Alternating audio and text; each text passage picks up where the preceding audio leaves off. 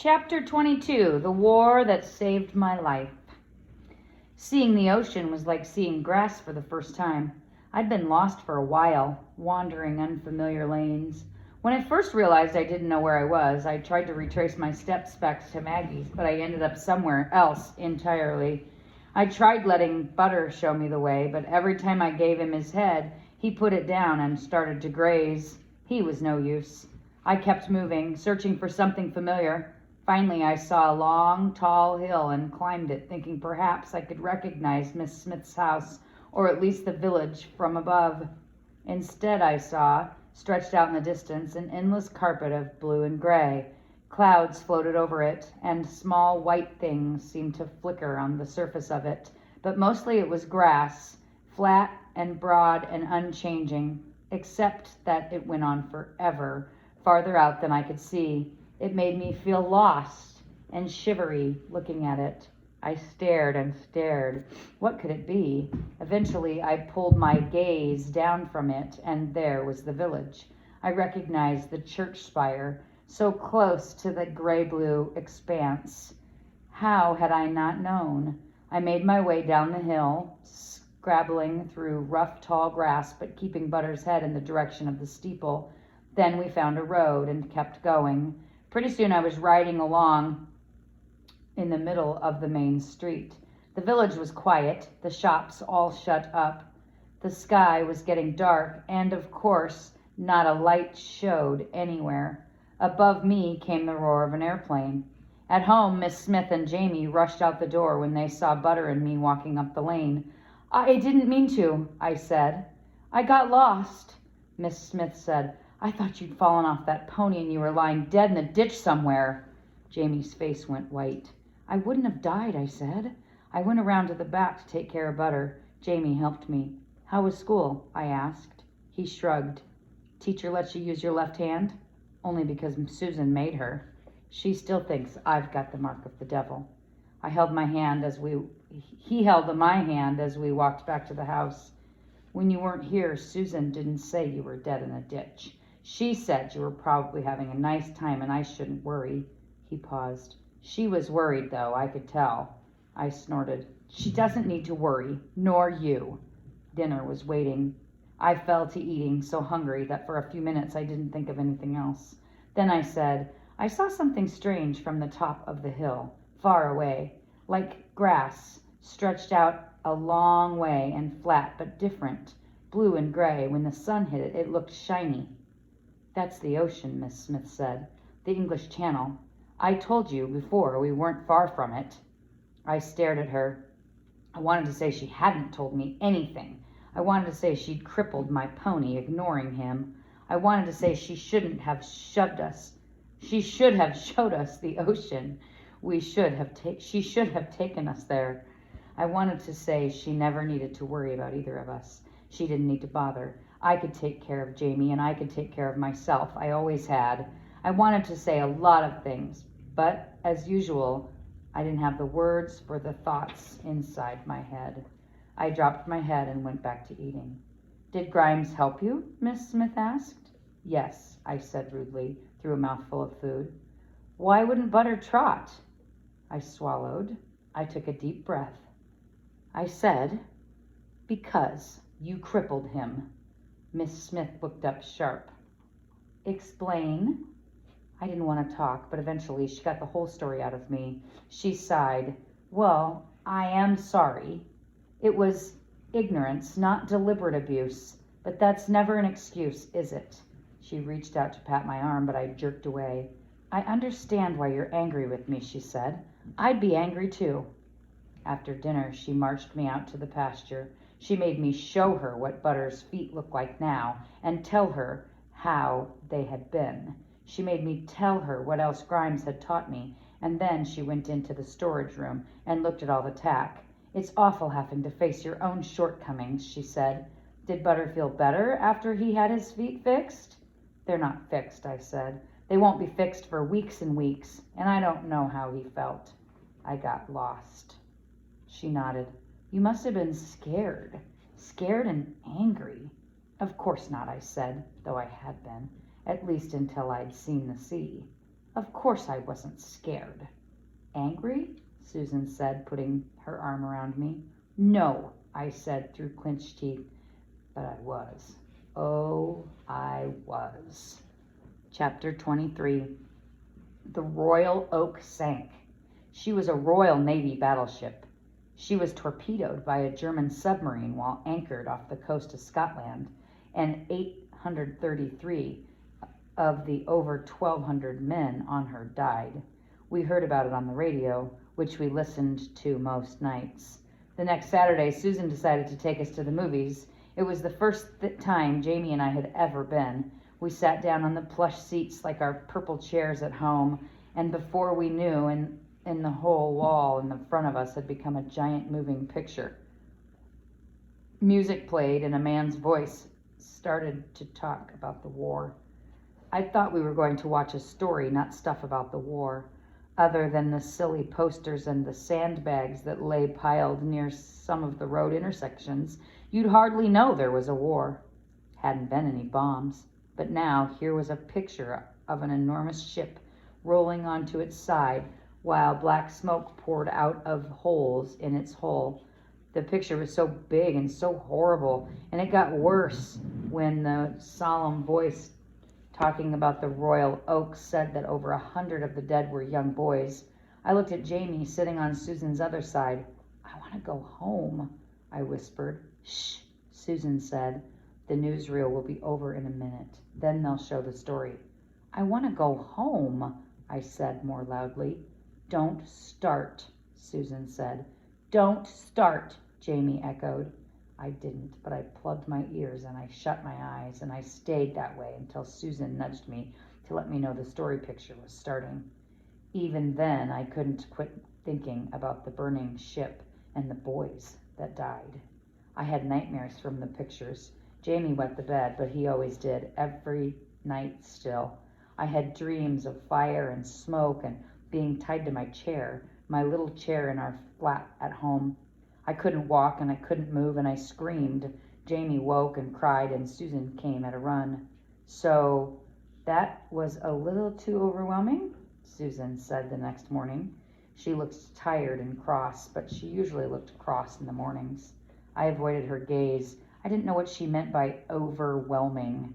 A little too much, Susan said. Of course it was too much. It was 833 men, too much. Susan sighed. Next time we will go to the movies. We'll wait in the lobby until the newsreel's over. I assume that the radio's still okay. I nodded. The radio didn't come with pictures. Jamie told Susan his teacher still thought he had the devil in him, and because of that, we had to start going to church on Sundays.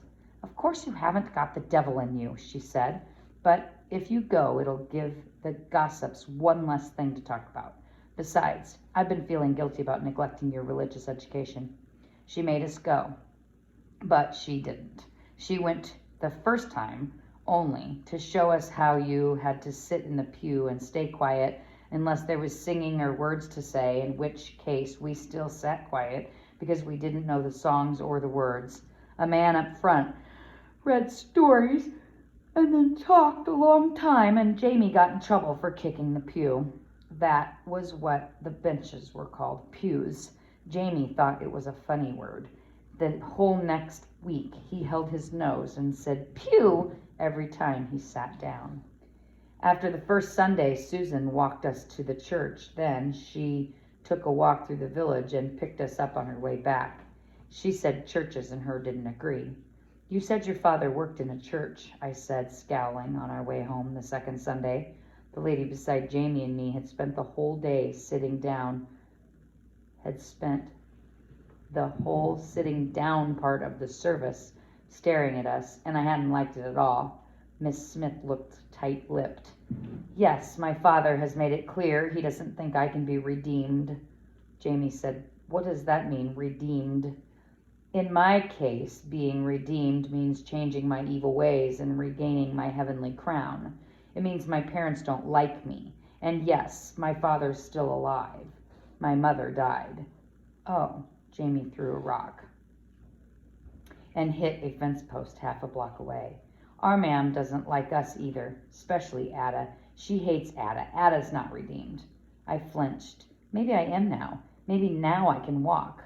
Not without crutches, Jamie said. You've still got that ugly foot. Jamie, Susan said, you apologize. Jamie said, but she does. Her foot isn't ugly, Miss Smith said. What a horrid thing to say. And Ada, you've done nothing wrong. Your foot is not your fault. You do not need to be redeemed. I watched the tips of my crutches, and we went down the road. Crutches, good foot. Crutches, good foot. Ugly foot skimming along in the air, always there no matter what anyone said. Chapter 24. Butter galloped. He trotted first, and that was so bouncy I had to hold on to his mane so I didn't fall off. But I kept kicking him, and he trotted faster and faster until suddenly everything evened out, and he was cantering. If I kept kicking him from there, he went faster still until my eyes watered and the wind made noise in my ears. That was galloping. It was the best.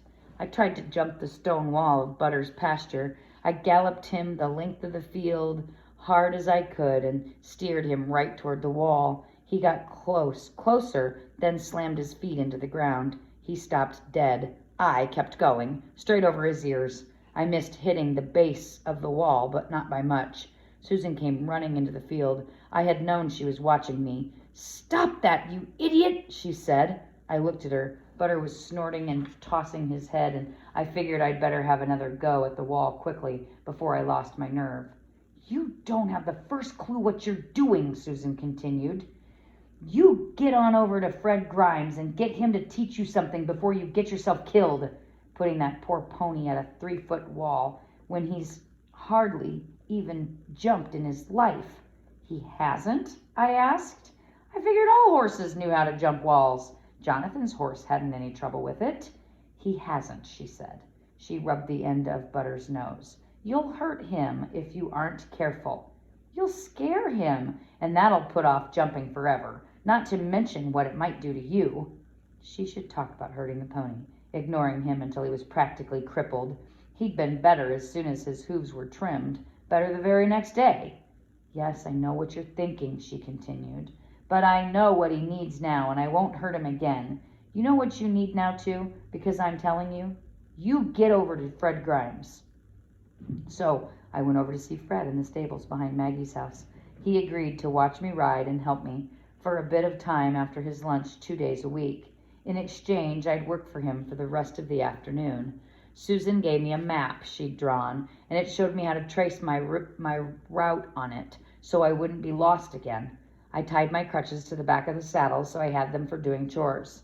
Fred taught me to kick less. He taught me to use one leg only to ask for a canter so that I didn't have to get bounced by the trot. He tried to teach me to post to the trot, to rise and fall to the motion smoothly without bouncing, but that was hard with only one stirrup. He taught me more about steering, and when he was happy with my progress, he set up little poles in the field beyond the stable yard and had me practice going over them. It was a long way from jumping the stone wall. Fred said I wasn't to try that on Butter until he told me I was ready. Stephen White's colonel sent another invitation to tea. I declined. Idiot girl, Susan grumbled. Meanwhile, the war had become an endless stream of pamphlets the government sent through the mail. How to wear your gas mask, why to carry your gas mask, how not to get hit by a car in the blackout. You should carry a flashlight if you covered over the glass with tissue paper. You should paint curbs white so people driving the cars could see them. Why, you should give your government your excess pots and pans. They wanted to make planes from them. Susan refused to do it. She said she had exactly as many pans as she needed. This made Jamie so upset that eventually she relented and gave him an old nasty chip pan to turn in. There weren't any bombs. What there were was German submarines circling all of England, trying to blow up any ships heading in or out of our harbors. There was a big problem, Susan said, because England didn't grow enough food. Most of the food English people ate was shipped in from other countries. Already there was less food in the shops, and what was there cost more money. Though Susan said some of that was because the summer was over. We wouldn't see as many fresh fruits and vegetables until next spring. You never saw anyone more interested in fruits and vegetables than Susan. We were all the time having to eat strange things. Brussels sprouts, turnips, leeks, peaches, which I loved, but also prunes, which I didn't. Prunes came in cans and were slimy going down.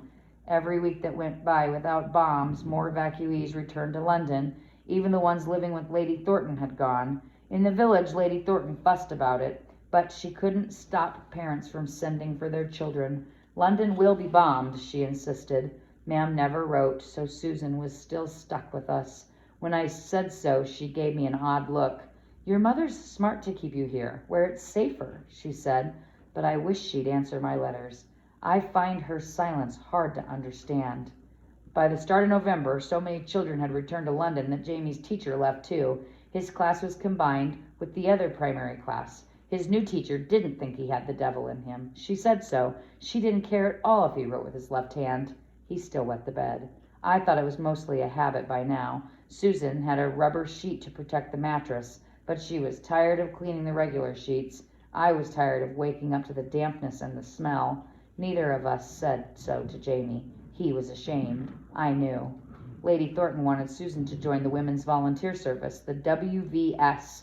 She came to tea and told Susan she needed her help. No one needs my help, Susan said. Besides, I'm busy taking care of these children.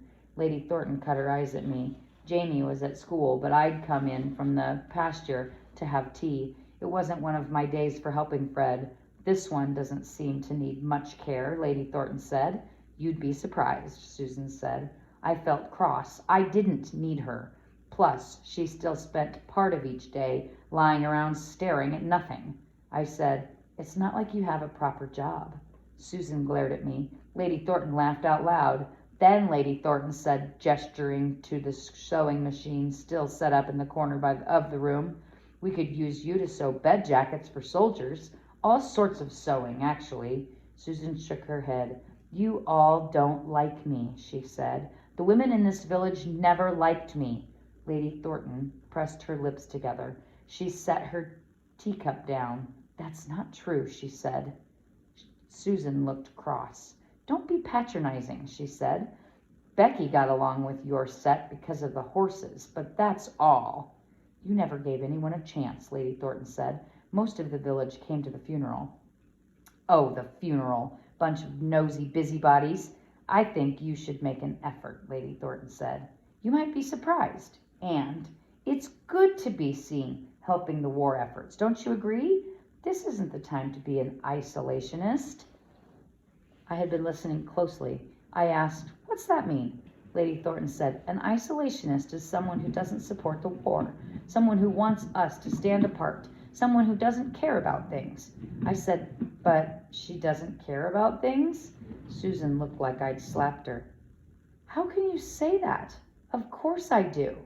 I shrugged. Is feeding you 3 meals a day not caring for you? She demanded. No, don't you look away. You look at me, Ada. When I confronted Jamie's teacher, wasn't that caring for him? Who knew she'd get so wound up? I tried to look away, but she put her hand under my chin and turned my face back toward her. Wasn't it? She insisted. I didn't want to answer, but I knew she wouldn't let me go until I did. Maybe, I said. At last, she released me and turned back to Lady Thornton, who was looking amused. I'll join, she said. As soon as Lady Thornton left, Susan told me off. What did you mean by complaining that I haven't got a proper job? What sort of job do you expect me to have? I shrugged. It surprised me. How could she go on buying food without working, even though she didn't get paid for taking us? Even though she did get paid for taking us. Ma'am works in the pub, I said. Well, I'm not doing that, she said. I did try to get a job when I first moved here with Becky. No one would have me, Oxford degree or not. Any position I was qualified for was reserved for men. Can't have a woman stealing a man's job, now can we? I didn't understand why we were having this conversation. Oh, she continued, me in the WVS, all those wretched do-gooders. What nonsense. Why do soldiers need bed jackets, I asked. I wasn't sure what a bed jacket was. Who knows, Susan said. They're for hurt soldiers, I'd say. Ones that have to go to the hospital. I hadn't heard of any hurt soldiers. The ones that get blown up in the ocean, fall into the water and die, I said. I suppose so, Susan said, shuddering. But there are different kinds of battles. Some hurt soldiers survive. A few days later, Susan got her WVS uniform. She put it on to go to her first meeting. She looked nice in it. She wore stockings and leather shoes with heels. Quit staring, she said as she pulled on her gloves. You could come with me, a junior member, or perhaps a token evacuee. I shook my head. While she was gone, I thought I might try out the sewing machine, or cook something. The weather was wretched. I didn't want to ride. Why are you scared? I asked her. She made a face. All those proper housewives. I don't fit in. I never have. You've got the uniform, I said. She made another face. True, but it's not the outside that counts, not with this group. Oh well. She went away to her meeting. I stayed home and broke her sewing machine.